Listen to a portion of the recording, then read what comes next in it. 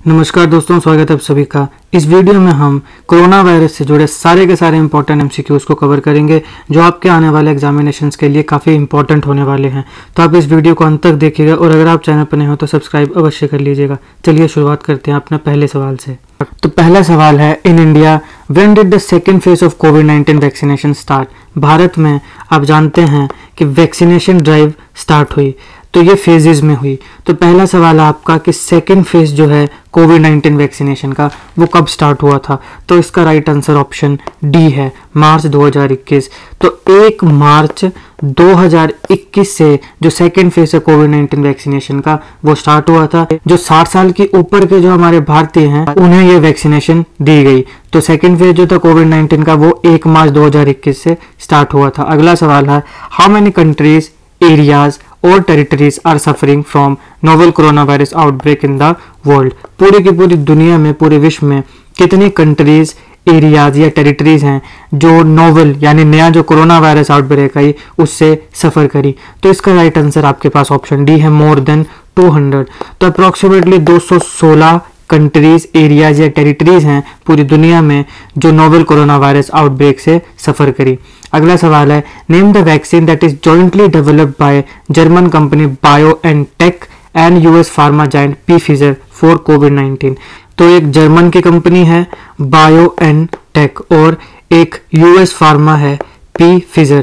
इन दोनों ने मिलकर एक कोविड-19 के लिए वैक्सीन बनाई। आपको बताना है कि इन दोनों ने जॉइंटली कौन सी वैक्सीन को बनाया है। तो इसका राइट आंसर आपके पास ऑप्शन ए है, BNT162।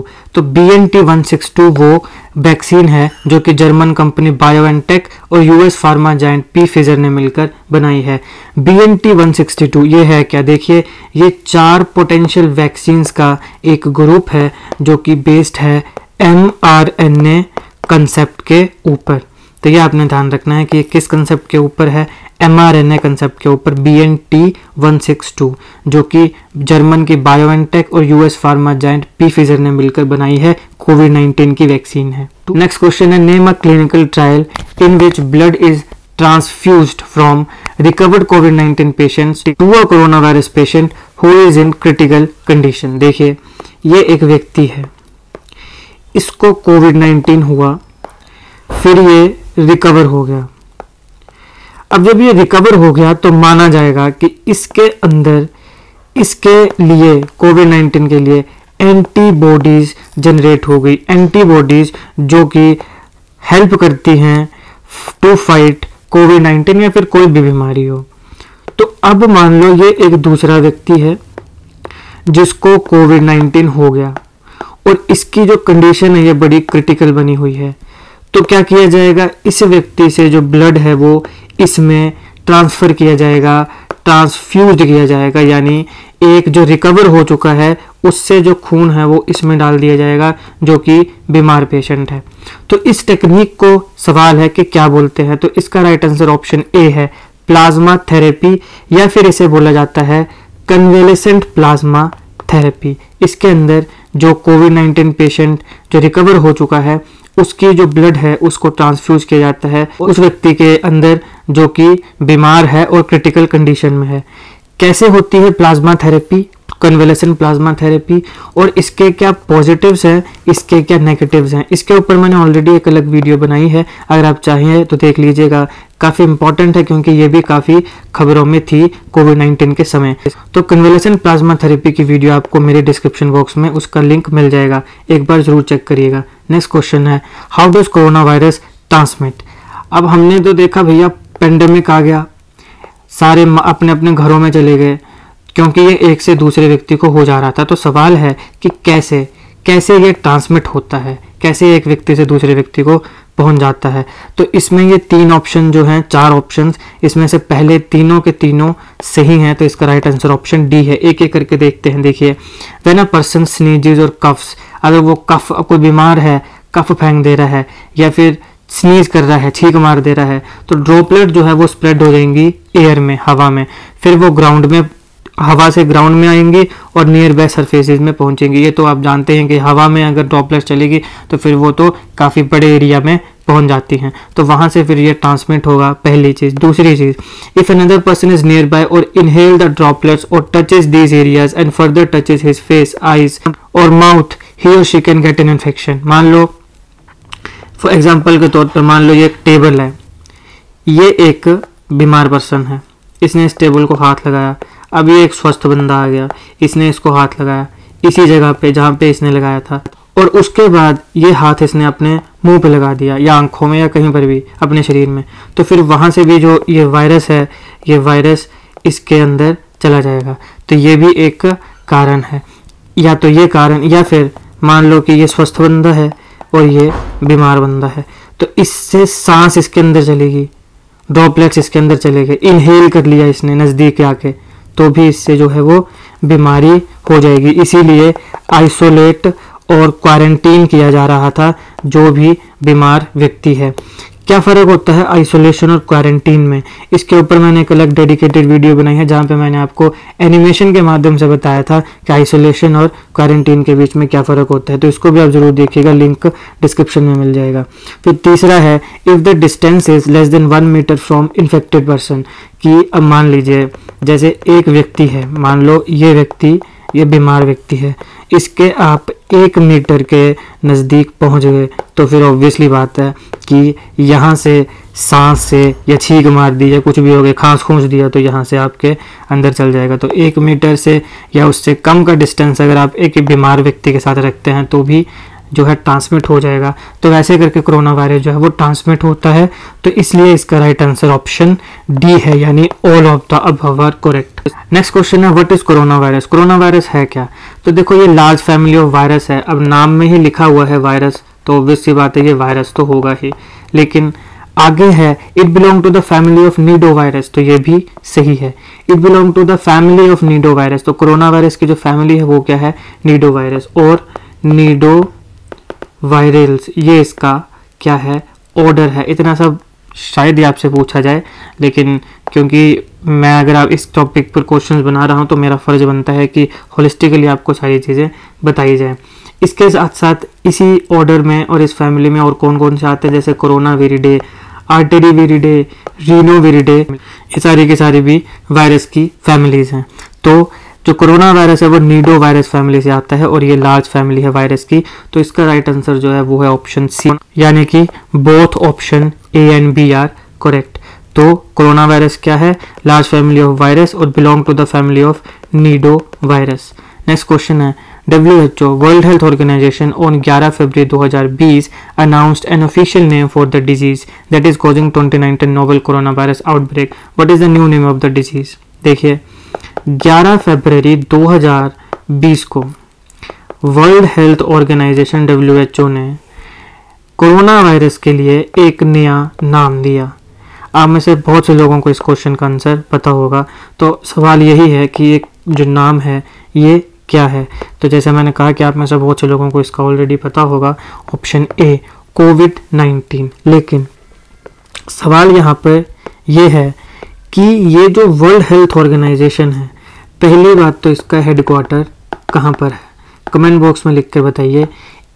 मैंने यूनाइटेड नेशन की जितनी भी ऑर्गेनाइजेशंस हैं, IMF है, WHO है, जितनी भी हैं, इन सारों के ऊपर एक डेडिकेटेड वीडियो बनाई है जहाँ पे मैंने एक ही वीडियो में सारी इंपॉर्टेंट ऑर्गेनाइजेशंस के हेडक्वार्टर्स को कवर किया है। आप जानते हैं कि डायरेक्टली हेडक्वार्टर्स के ऊपर सवाल पूछ लिया जाता है, तो उस वीडियो का लिंक मैं डिस्क्रिप्शन में दे दूंगा, उसको ज़रूर देखिएगा, जहाँ पर एक ही वीडियो में आपको सारी की सारी ऑर्गेनाइजेशंस के हेडक्वार्टर्स मिल जाएंगे।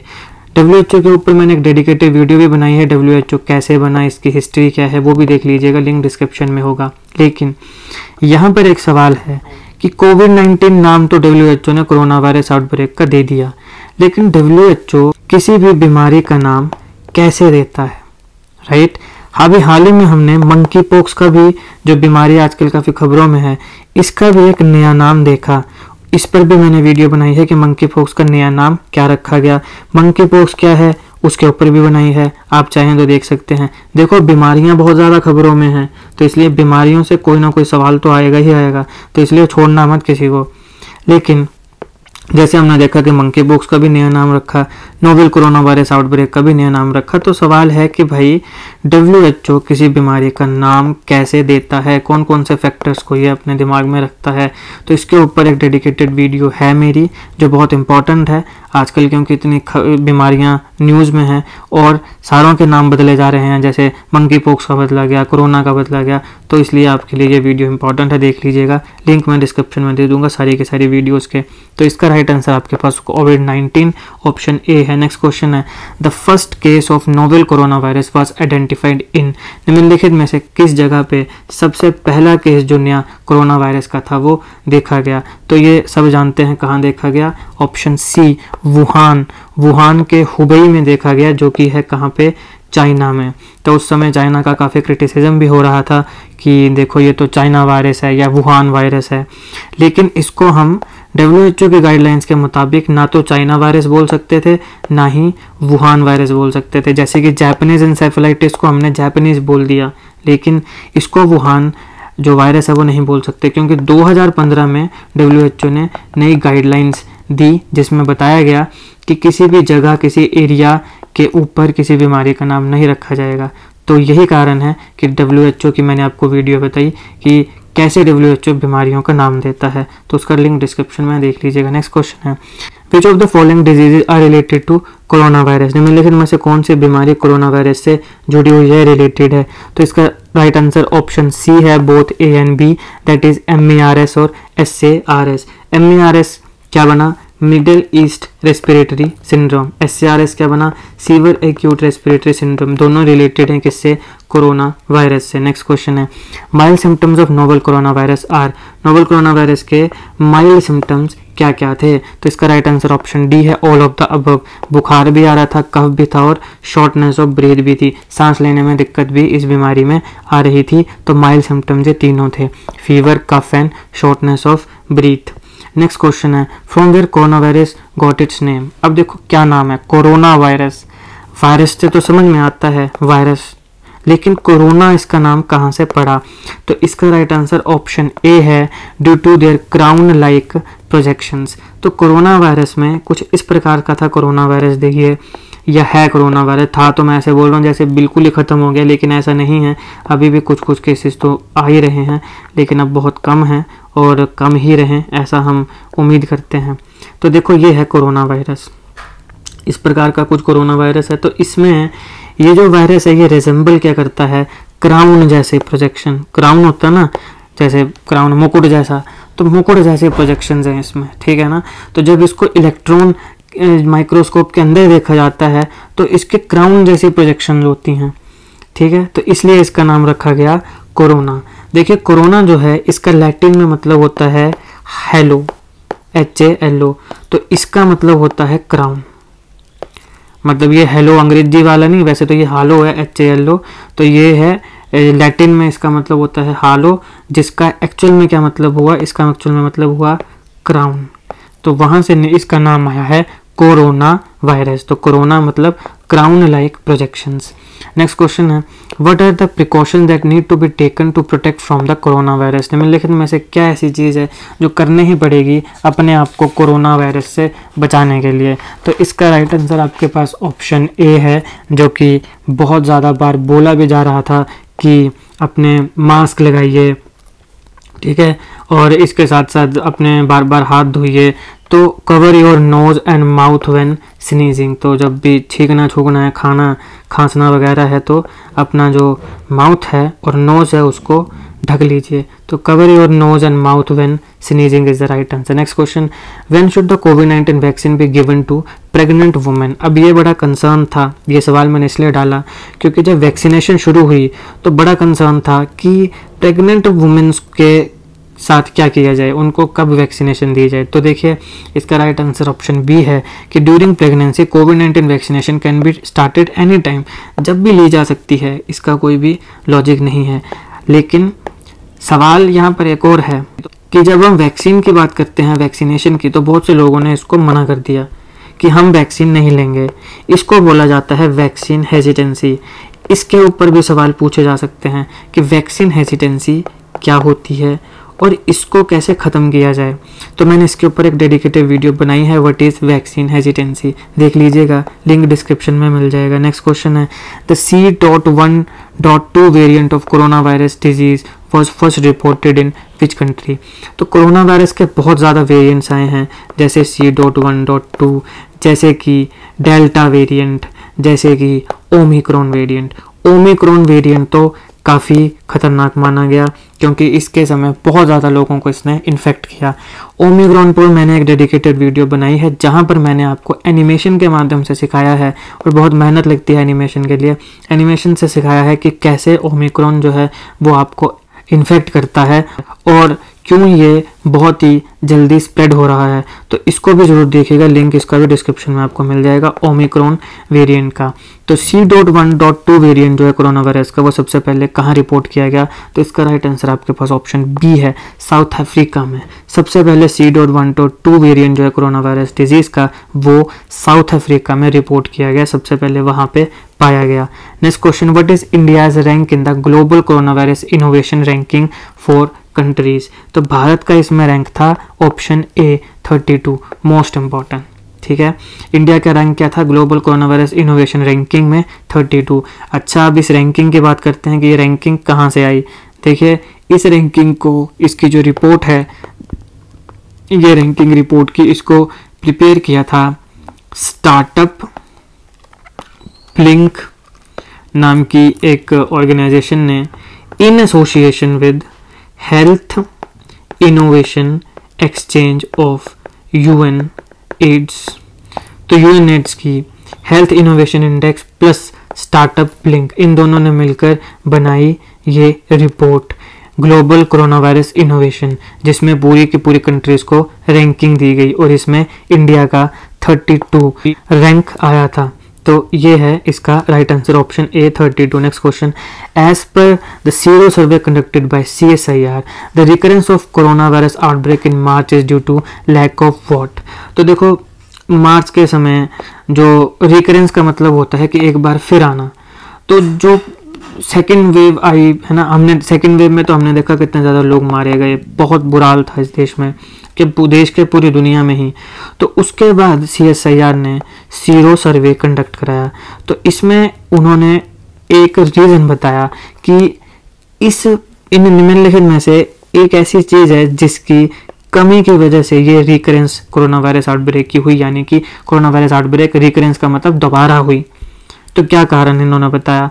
तो इसका राइट आंसर आपके पास क्या है, इसका राइट आंसर आपके पास है option B, that is antibodies. तो जो ह्यूमन मतलब भारतीय लोगों में एंटीबॉडीज की कमी थी, लैक ऑफ एंटीबॉडीज थी, जिसकी वजह से कोरोना वायरस की जो आउटब्रेक है वो दोबारा हमें देखने को मिली। तो ये है इसका right answer option B, antibodies. और एंटीबॉडीज मैंने आपको बता दिया कि जो कि किसी भी फॉरेन पार्टिकल के साथ लड़ती है। फॉरेन पार्टिकल यहाँ पे मतलब हुआ कि जो आपके शरीर का नहीं है, जैसे कि बैक्टीरिया है, वायरस है, फंगस है, ये सब आपके लिए क्या हैं, जितने भी ये आपके माइक्रोब्स हैं, ये सारे आपके लिए, आपकी बॉडी के लिए फॉरेन पार्टिकल्स हैं। तो इनके लिए, इनके खिलाफ कौन लड़ता है, एंटीबॉडीज लड़ती हैं। यही हमारे यहाँ पे इम्यून सिस्टम, आपने सुना होगा ना, इम्यूनिटी बढ़ाओ, इम्यूनिटी बढ़ाओ। तो वैसे ये इम्यून सिस्टम की तरह काम करती हैं। तो इम्यूनिटी के लिए ये काम करती हैं। जो फॉरेन पार्टिकल्स हैं, बैक्टीरिया, वायरस, फंगस, उनके खिलाफ ये लड़ती हैं एंटीबॉडीज। चलिए, विच कंट्री, नेक्स्ट क्वेश्चन है, which country has release world first animal vaccine against the novel corona virus. Human beings के लिए तो हमने बहुत से क्वेश्चन पहले भी देखे। अब हम बात है कि कौन सा ऐसा देश है पूरी दुनिया में जिसने दुनिया की पहली कोरोना वायरस के खिलाफ एनिमल वैक्सीन निकाली, यानी जानवरों के लिए वैक्सीन निकाली। तो इसका राइट आंसर ऑप्शन क्या है, बी है। रशिया ने सबसे पहले दुनिया की पहली एनिमल वैक्सीन जो है अगेंस्ट नोवल कोरोना वायरस वो निकाली। और इसका नाम इन्होंने क्या रखा, इसका नाम रखा कार्नीवैक COV।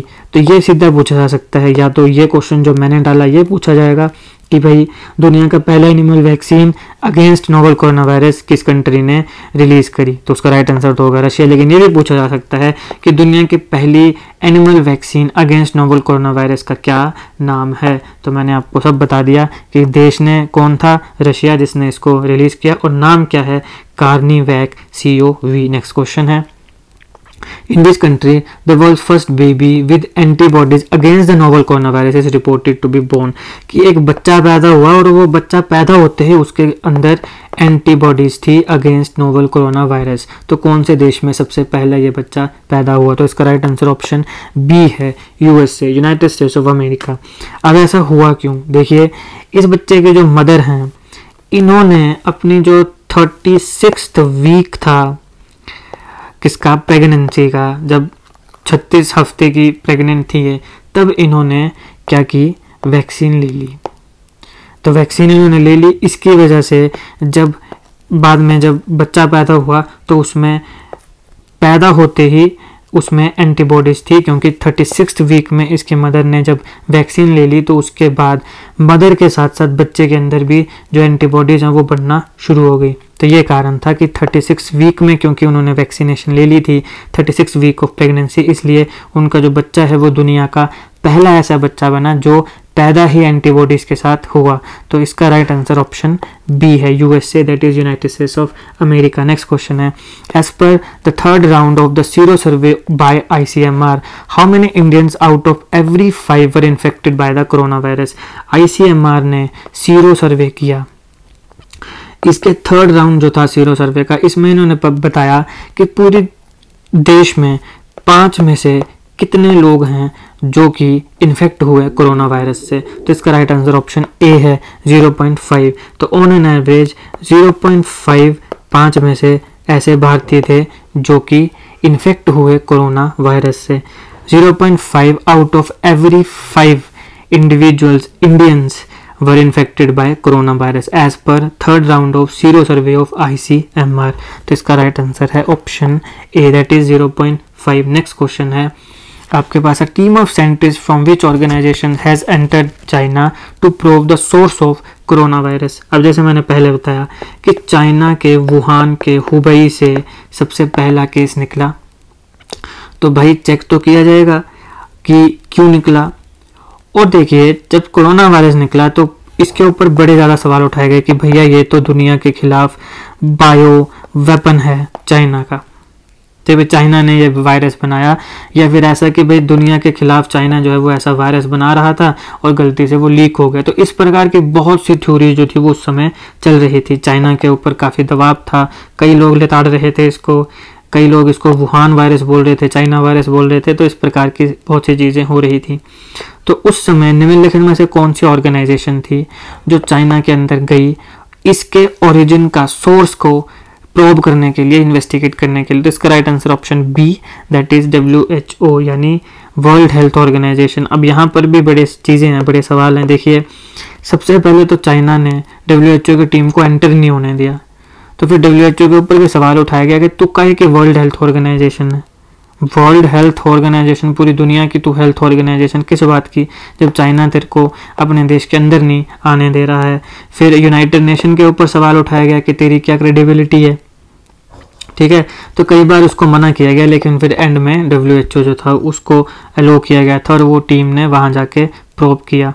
नेक्स्ट क्वेश्चन है, as per the researchers of US NIH the tiny antibodies from which animal is said to work against corona virus. तो निम्नलिखित में से एक एनिमल है, US NIH के रिसर्चर्स ने यह पाया कि उस एनिमल की जो टाइनी एंटीबॉडीज हैं वो काम कर सकती हैं अगेंस्ट कोरोना वायरस। तो उस एनिमल का नाम क्या है, तो उसका राइट आंसर है option C, that is Lama.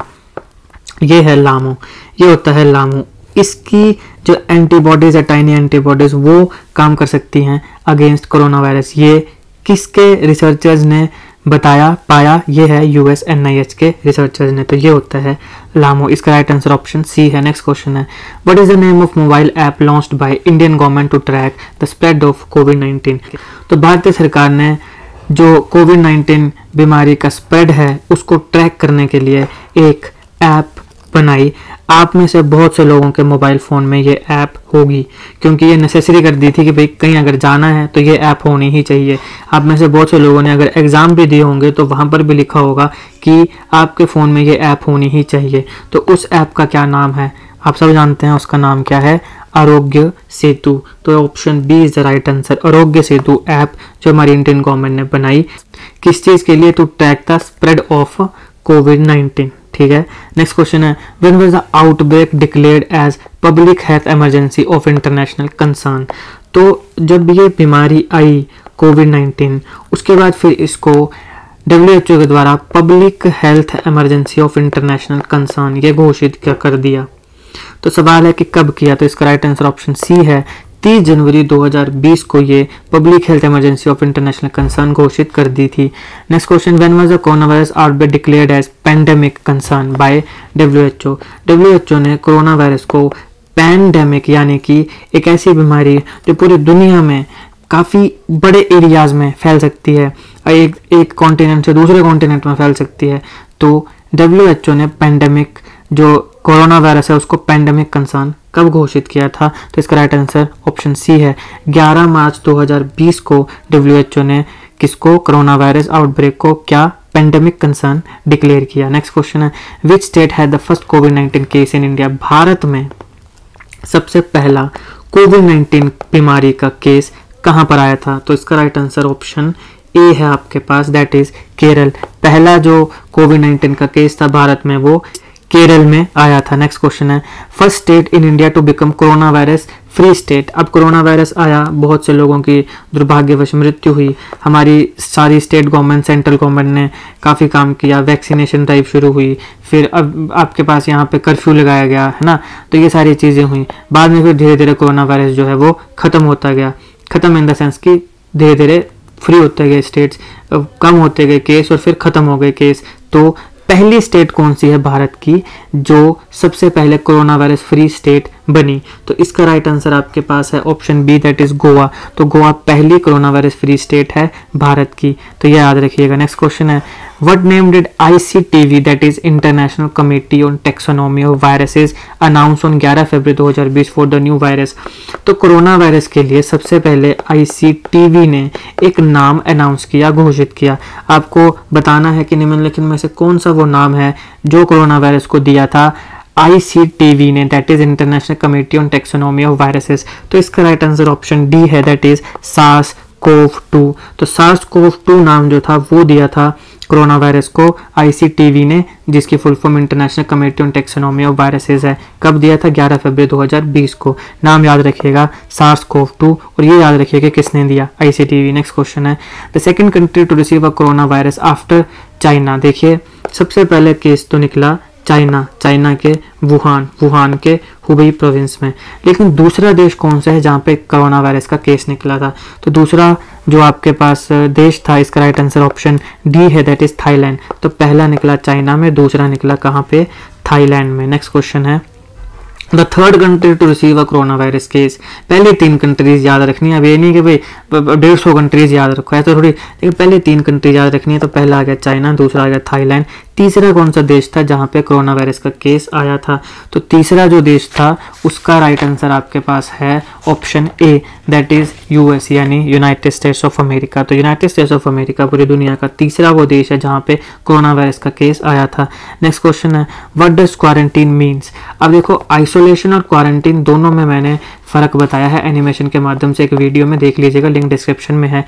यहाँ पे आपसे पूछा गया है कि क्वारंटीन का मतलब क्या है? तो इसका राइट आंसर ऑप्शन ए है, state of isolation from people और animals that have arrived from elsewhere.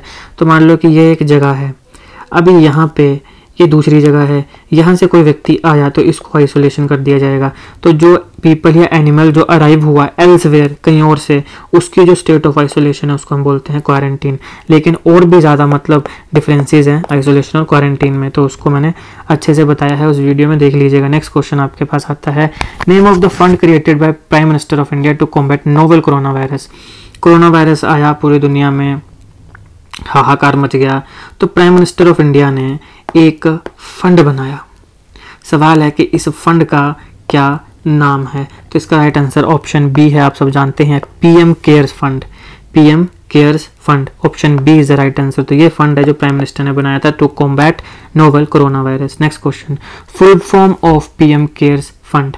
अब पीएम केयर्स फंड ये तो बना दिया जो फंड हमारे प्राइम मिनिस्टर ने टू कॉम्बैट किसको, corona virus, novel corona virus outbreak, लेकिन इसकी फुल फॉर्म क्या है? तो इसका राइट आंसर ऑप्शन सी है। ध्यान से देखिए, prime minister's citizen assistance and relief in emergency situation fund. देखिए PM, prime minister, cares, care से आ गया citizen assistance and relief in emergency situation fund.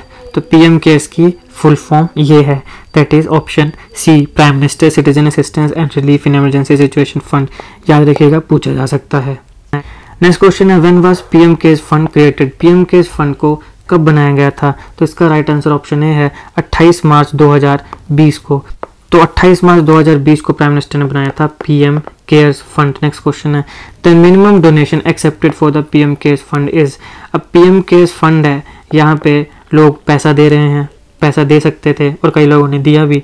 तो मिनिमम डोनेशन जो एक्सेप्ट की गई पीएम केयर्स फंड में वो कितनी थी? तो वो थी 10 रुपया। तो गरीब से गरीब भी अगर चाहे कि 10 रुपये दो तो 10 रुपये भी आप दे सकते हो। ये मिनिमम डोनेशन थी जो कि एक्सेप्ट की गई अंडर पीएम केयर्स फंड। तो option A is the right answer, that is ₹10। Next question है, how much money did Tata trust contribute to fighting against कोविड-19। देखिए कोविड-19 की जब बीमारी आई तो पूरे हमारे भारत में कई ऐसे अमीर लोग हैं जिन्होंने बहुत पैसा दिया और टाटा ने भी बहुत ज़्यादा पैसा दिया। तो टाटा ट्रस्ट, टाटा एक बहुत बड़ा कॉन्ग्लोमेरेट है जिसकी अंडर अपने अलग अलग जो ऑर्गेनाइजेशन या कंपनीज वो आती हैं। तो टाटा ट्रस्ट ने कितना पैसा कंट्रीब्यूट किया कोविड-19 के खिलाफ लड़ने के लिए? तो इसका राइट आंसर आपके पास है option B, that is 500 crore. तो टाटा ट्रस्ट जो है उसने 500 करोड़ दिया, कंट्रीब्यूट किया टू फाइट अगेंस्ट कोविड-19। नेक्स्ट क्वेश्चन है, टाटा सन्स ने कितना दिया? पहला था टाटा ट्रस्ट ने कितना दिया, अब टाटा सन्स ने कितना कंट्रीब्यूट किया कोविड-19 के खिलाफ लड़ने के लिए? तो इसका राइट आंसर ऑप्शन बी है, 1000 करोड़। तो टाटा ट्रस्ट 500, टाटा सन्स 1000 करोड़, इतना पैसा इन्होंने डोनेट किया, कंट्रीब्यूट किया टू फाइट अगेंस्ट कोविड-19। नेक्स्ट क्वेश्चन है, which organisation declare corona virus outbreak as pandemic concern. लेकिन में से किस ऑर्गेनाइजेशन ने कोरोना वायरस को पेंडेमिक कंसर्न घोषित किया? तो बताओ, सोचो क्या आंसर होगा इसका। ऑब्वियसली इसका राइट आंसर होगा option D, that is WHO, world health organisation. देखिए 30 जनवरी 2020 को इसने डिक्लेयर किया पब्लिक हेल्थ इमरजेंसी और उसके बाद 11 मार्च 2020 को इसने डिक्लेयर किया पेंडेमिक कंसर्न। डेट्स याद रख सकते हैं तो रखिए, नहीं याद रख सकते तो कोई चक्कर नहीं, लेकिन ये याद रखना है कि पेंडेमिक कंसर्न इसको किसने घोषित किया, क्योंकि फिर आप बोल सकते हो कि अच्छा यूनाइटेड नेशन भी हो सकता है, लेकिन नहीं, WHO, that is world health organization. Next question है, name of the lockdown introduce by PM Modi on 22 March 2020। 22 March को प्रधानमंत्री नरेंद्र मोदी टीवी पर आए और उन्होंने कहा कि हम लॉकडाउन लगा रहे हैं। तो उस लॉकडाउन का एक नाम रखा गया, सवाल है कि उसका नाम क्या था? तो इसका राइट आंसर ऑप्शन ए है, जनता कर्फ्यू। तो जनता कर्फ्यू लगाया गया था, जनता कर्फ्यू नाम था उस लॉकडाउन का जो पीएम मोदी जी ने इंट्रोड्यूस किया था 22 मार्च 2020 को। नेक्स्ट क्वेश्चन है, व्हाट इज पेंडेमिक। पेंडेमिक क्या होता है? इसका राइट आंसर क्या है? ऑप्शन बी, क्या? It is an epidemic that spread over multiple countries और कंटिनेंट्स। एक ऐसी बीमारी जो कि मल्टीपल कंट्रीज या फिर मल्टीपल कॉन्टिनेंट्स में स्प्रेड होती है, उसको हम क्या बोलते हैं? पेंडेमिक। नेक्स्ट क्वेश्चन है, for how many days was the first lockdown introduced by government of India to tackle corona virus. तो प्रधानमंत्री नरेंद्र मोदी जी ने यानी गवर्नमेंट ऑफ इंडिया ने पहला लॉकडाउन जो लगाया था जिसका नाम क्या रखा गया था? जनता कर्फ्यू। उसको कितने दिन के लिए लगाया गया था? तो याद करिए आप सारे कि पहला जो लॉकडाउन था वो कितने दिन के लिए था?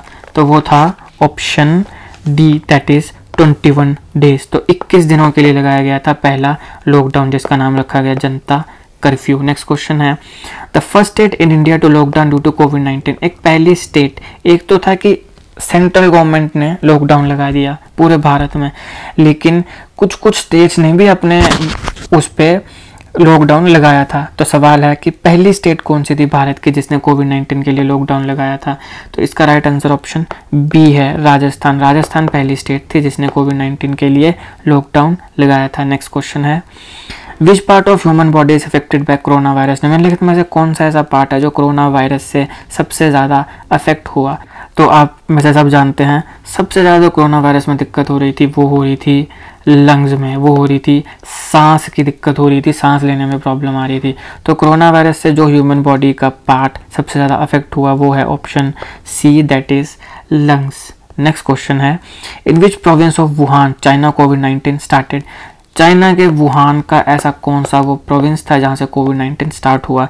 तो वैसे हम इसको ऑलरेडी डिस्कस कर चुके हैं, लेकिन एक क्वेश्चन के तौर पे मैंने सोचा इसको डाल देते हैं। तो इसका राइट आंसर ऑप्शन ए है, हुबेई। तो ये इसी रूप में पूछा जा सकता है कि चाइना के वुहान का ऐसा कौन सा प्रोविंस था जहाँ पे कोविड-19 स्टार्ट हुआ। तो इसका राइट आंसर है हुबेई। नेक्स्ट क्वेश्चन है कि name of the website launched by Google for covid information statics and resources. तो जैसे ही कोविड-19 आया तो वहाँ पे गूगल ने एक नई वेबसाइट बनाई जहाँ पे कोविड-19 के रिलेटेड सारी इन्फॉर्मेशन आपको मिली, सारे स्टैटिस्टिक्स मिले और जो भी रिसोर्सेज इंपॉर्टेंट और रिलेवेंट हैं वो सारे वहाँ पे मिले। तो इसका क्या आंसर है। तो इसका राइट आंसर ऑप्शन बी है, www.google.com/covid19। ना कोरोना वायरस, ना coronavirus.com, ना कोरोना, दैट इज कोविड-19। Option B is right answer. तो www.google.com/covid19 वो वेबसाइट है जो गूगल ने कोविड-19 की इंफॉर्मेशन, स्टैटिस्टिक्स और रिसोर्सेज के लिए लॉन्च करी। Option B is the right answer. Next question, the scientific name of corona virus. Corona virus का साइंटिफिक नेम क्या है। हर एक का साइंटिफिक नेम होता है ना, जैसे ह्यूमन बींग्स का साइंटिफिक नेम होमो सैपियंस है, और अभी हाल ही में Nobel prize in physiology and medicine भी मिला, जबकि हमारे जो एंसेस्टर्स थे निएंडरथल्स, उनके माइटोकॉन्ड्रिया से DNA जीनोम निकाल के उसकी स्टडी की गई और देखा गया कि हमारे अंदर जो निएंडरथल्स या जो हमारे डेनिसोवियंस, जो भी हमारे एंसेस्टर्स थे ह्यूमन बींग्स के, उसका हमारे फिजियोलॉजी के ऊपर क्या असर है। तो इसीलिए अभी हाल ही में स्वांते पाबो को नोबेल प्राइज़ इन फिजियोलॉजी और मेडिसिन भी मिला। तो वहाँ पर भी आया कि ह्यूमन बींग्स का साइंटिफिक नेम क्या होता है, होमो सैपियंस। इसके ऊपर मैंने ऑल डेडिकेटेड वीडियो बनाई है। ये जो Nobel peace prize in physiology and medicine मिला, सारे ही नोबेल प्राइजेस को मैंने धीरे धीरे एक एक करके कवर किया है। 2-3 को कवर कर लिया है, बाकियों को भी धीरे धीरे कवर करेंगे अभी 2022 के। तो अगर आप चाहें तो देख सकते हैं, लिंक मैं आपको इसका डिस्क्रिप्शन में दे दूंगा। और ये काफ़ी इंपॉर्टेंट है, इससे भी सवाल पूछा जा सकता है, क्योंकि नोबेल प्राइजेज इंपॉर्टेंट होते हैं, आप सब जानते ही हैं। दोबारा सवाल पर आइए, जैसे ह्यूमन बींग्स का साइंटिफिक नाम है होमो सैपियंस, वैसे ही कोरोना वायरस का साइंटिफिक नाम क्या है। तो कोरोना वायरस का साइंटिफिक नाम आपके पास ऑप्शन सी है, दैट इज ऑर्थो कोरोना विरिने। तो ऑर्थो कोरोना विरिने जो है वो साइंटिफिक नेम है किसका, कोरोना वायरस का। नेक्स्ट क्वेश्चन है, the second state in India to become a corona virus free state. पहली स्टेट जो कोरोना वायरस फ्री बनी वो बनी गोवा। सेकंड स्टेट भारत की जो कोरोना वायरस फ्री बनी, तो उसका राइट आंसर ऑप्शन ए आपके पास, that is Manipur. Manipur second state है भारत की जो कोरोना वायरस फ्री स्टेट बनी। तो ये थे कोरोना वायरस से जुड़े सारे इंपॉर्टेंट क्वेश्चंस जो आपके आने वाले एग्जामिनेशन के लिए बहुत इंपॉर्टेंट हैं। आई होप आपको ये वीडियो अच्छी लगी हो। अगर आपको अच्छी लगे तो लाइक करिएगा, शेयर करिएगा और ऐसे ही जीके वीडियोस के लिए हमारा चैनल सब्सक्राइब करिएगा। Thank you for watching.